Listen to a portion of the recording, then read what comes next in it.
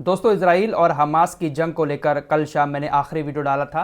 तब से अब तक कोई अपडेट आप लोगों तक नहीं पहुंचाया है। हालांकि सुबह से 2 वीडियो अपलोड कर चुका हूं अपने चैनल पर, लेकिन वो दूसरे टॉपिक पर थे। तो कल शाम से लेकर अब तक जितनी भी खबरें मेरे पास आई हैं जो ज़रूरी हैं आपको बताना, बिना म्यूज़िक के, बिना चीखम चिल्ली किए, बहुत सुकून के साथ आपको बताऊँगा। आप लोग भी सुकून के साथ बैठें और सुने। सबसे बड़ी सुकून वाली खबर यह है गाज़ा के लोगों के लिए कि इजराइल ने अब पानी खोल दिया है। 10 अक्टूबर को इजराइल ने हमास के हमले के बाद गाज़ा के लोगों का पानी बंद कर दिया था। जो पाइपलाइन आती है इजराइल से होकर गाज़ा के अंदर, उस पाइपलाइन को बंद कर दिया था। इजराइल ने बंद की हुई पानी की एक पाइपलाइन को खोल दिया है। अभी पाइपलाइन और हैं, उनको नहीं खोला है, लेकिन जो गाज़ा के लोग एक एक बूंद पानी को तरस रहे थे, ट्रकों में भर भर कर बोतलें जा रही थीं, उससे सुकून मिला। अब रोज़ाना गाज़ा के अंदर 2,85,00,000 लीटर पानी पहुंचेगा। वैसे जो नॉर्मल दिनों में गाज़ा के अंदर पानी पहुंचता था वो 4,90,00,000 लीटर था, लेकिन इजराइल ने बंद कर दिया था। फिलहाल थोड़ी सी सुकून भरी खबर है कि एक पाइपलाइन खोली और इतना पानी अब गाज़ा तक पहुंच रहा है। इजराइल ने इस पानी की पाइपलाइन को इसलिए खोला है क्योंकि दुनिया का प्रेशर, मानवाधिकार संगठनों का, यूएन का, बहुत सारा प्रेशर इजराइल के ऊपर पड़ रहा था, इसलिए उसने एक पाइपलाइन खोली है। दोस्तों, इजराइल की सेना टैंकों और बख्तरबंद गाड़ियों के साथ धीरे धीरे करके गाज़ा के अंदर बढ़ती जा रही है, जिसके चलते हुए गाज़ा के लोगों ने नॉर्थ गाज़ा से साउथ गाज़ा को जो जोड़ने वाली सड़क है उसको पूरी तरह से ब्लॉक कर दिया है ताकि कोई चीज़ अंदर ना आ सके। साथ ही साथ जो लोग हैं उनको घर में रहने की सलाह दी गई है। घर में रहने की सलाह इसलिए दी गई है क्योंकि सेना टैंक लेकर लगातार घुस रही है अंदर गाज़ा के, और कम्युनिकेशन एक दूसरे से नहीं हो पा रहा है। रिश्तेदार भी एक घर से दूसरे घर में संपर्क नहीं कर पा रहे हैं क्योंकि नेटवर्क पूरी तरह से वहां पर ठप है। इजराइल की सेना की तरफ से रात भी गाज़ा के ऊपर हमले किए गए। मलबे में दबे लोगों को रात में ही वहां के लोग टॉर्च के जरिए ढूंढने की कोशिश कर रहे हैं। इजराइल ने कल रात गाज़ा के ऊपर जो बमबारी की उसमें 1 दिन का बच्चा भी मारा गया। एक फिलिस्तीनी फोटो जर्नलिस्ट ने एक बच्चे की कफन में लिपटी हुई तस्वीर शेयर की। ये बच्चा 28 अक्टूबर को पैदा हुआ था और इजराइल ने 29 अक्टूबर को हमला किया और ये मारा गया। पैदा होते ही इस बच्चे का नाम उदय अबू मोहसिन रख दिया गया था। 28 तारीख को पैदा हुआ और 29 तारीख को इजराइल की सेना ने इसको मार दिया। वहीं खबरों के मुताबिक इजराइल की सेना वेस्ट बैंक के जेनिन इलाके में घुस गई। ये इलाका फिलिस्तीनियों का है, वेस्ट बैंक का थोड़ा सा।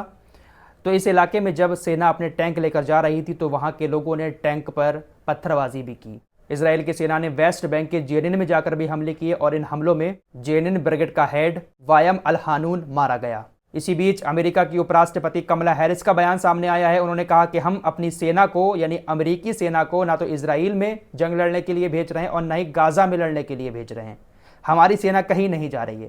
लेकिन बहुत सारी खबरें और तस्वीरें सामने आई जहां पर देखा गया था कि इजराइल के अंदर अमेरिका की सेना उतरती हुई दिखाई दे रही है, लेकिन अब कमला हैरिस कह रही है भैया हम तो नहीं भेज रहे हैं। वहीं इजराइल की सेना जब गाज़ा के अंदर घुसने की कोशिश कर रही थी तो नॉर्थ गाज़ा के बॉर्डर पर एरेज शहर में हमास के लड़ाकों के साथ आमना सामना हो गया। इजराइल की सेना ने दावा किया कि हमने इस आमने सामने की लड़ाई में हमास के कई सारे लड़ाकों को मार गिराया। वहीं हमास का दावा है कि हमने इजराइल के सैनिकों को बंधक बना लिया। लेकिन नॉर्थ गाज़ा के एरेज शहर में ये आमने सामने की झड़प हमास और इजराइल की सेना के बीच हुई।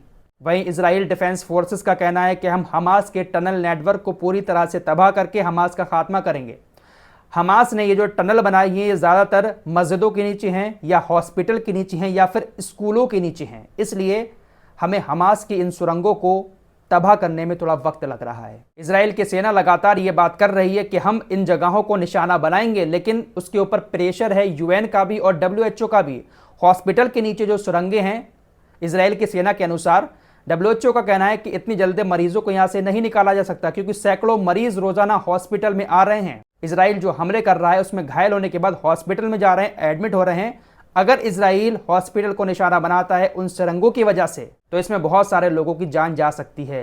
इजराइल का दावा है कि हॉस्पिटल के नीचे, मस्जिदों के नीचे टनल बनी हुई है हमास की। तो यहां से इरादा साफ नजर आ रहा है कि हमास को मिटाने के नाम पर ना हॉस्पिटल छोड़ेगा, ना मस्जिद और ना ही स्कूल। दोस्तों, गाज़ा के हालात इतने ज़्यादा बिगड़ चुके हैं कि वहाँ पर इंसान एक एक रोटी को तरस रहा है। अब तक सिर्फ 32 ट्रक जा पाए हैं, जिसमें से ज़्यादातर ट्रकों में दवाइयाँ थीं। गाज़ा के लोगों के पास रोटी बनाने के लिए आटा भी ख़त्म हो चुका है। तो ऐसे में अब गाज़ा के लोग अपने बीवी बच्चों की, अपने बूढ़े माँ बाप की भूख मिटाने के लिए यूनाइटेड नेशन रिलीफ एजेंसी के जो सेंटर बने हुए हैं, तो हज़ारों फिलिस्तीनी उस सेंटरों में घुसकर आटे की बोरियाँ, आटे के थैले अपने साथ लेकर चले आए। भूख की शिद्दत इतनी ज़्यादा बढ़ी हुई है गाज़ा के लोगों की कि वो घुसकर और जिसके हाथ जो भी मिला वो वहाँ से उठाकर चले आए। अब कुछ तस्वीरें आप लोगों को गाज़ा की दिखाना चाहता हूँ। कल तकरीबन गाज़ा के अंदर 600 जगहों पर एयर स्ट्राइक की गई। ये दूसरी तस्वीर है जहाँ पर गाज़ा के लोग घर से बाहर बैठकर खाना बना रहे हैं क्योंकि घर तबाह हो चुके हैं। ये तीसरी तस्वीर है, गाज़ा के लोग अब ज़्यादा से ज़्यादा साइकिल ख़रीद रहे हैं। थोड़े बहुत बचे कुछ स्टोर हैं वहाँ से साइकिल ख़रीद रहे हैं और साइकिल के ज़रिए गाज़ा से बाहर निकलने की कोशिश कर रहे हैं। फ्यूल ख़त्म हो चुका है तो आने जाने के लिए लोग अब बग्गी गाड़ी का इस्तेमाल कर रहे हैं, घोड़ा गाड़ी का। वहीं एक बड़ी खबर रूस से आ रही है।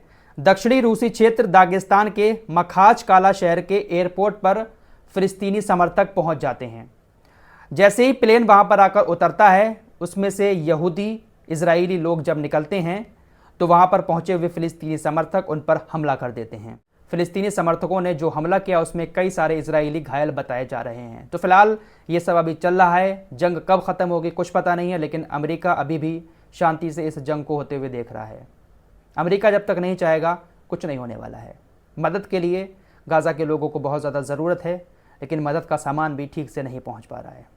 अब मैं क्या कहूं, जुमलेबाजी धमकियां लगातार आ रही हैं।